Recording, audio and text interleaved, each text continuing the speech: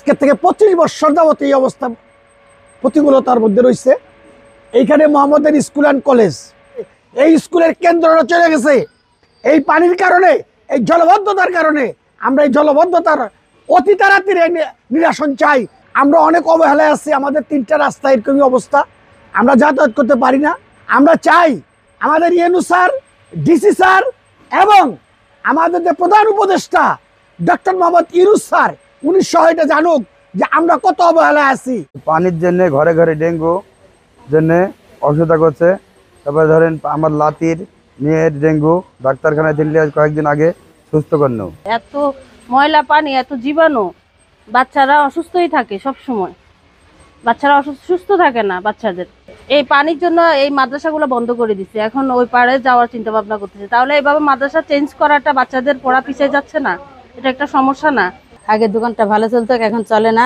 আগে 1000 বিক্রি হতো, এখন 150 হয় না। আমার মনে করেন যে এই পানির জন্য কাস্টমার আসতে চায় না, হাতে পায়ে চুলকানি হয়। বাচ্চাদের স্কুল যাওয়ার সমস্যা হয়, ডাক্তারকে ডেঙ্গু জ্বর হয়, কেউ ডাক্তারকে যেতে পারে না। আমার এখানে কোনো এই দোকানপাট সব বন্ধ। আপনার মনে করেন এখানে কোনো বেচে কেনেন, আমরা কিভাবে চলবো? দোকানদার ভাড়া দিতে পারি না, খাইতে পারি না। যে এখানে মুদির দোকান, এখানে গাড়ি টাড়ি কিছু আসতে পারে না। চাউল মাউল নিয়ে আসা আমাদের অনেক কষ্ট।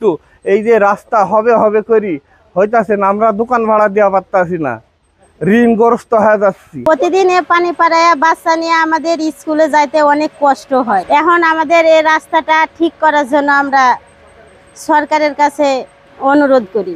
চলাফেরা করা কঠিন ব্যাপার হয়ে গেছে, খাইবার পারি না।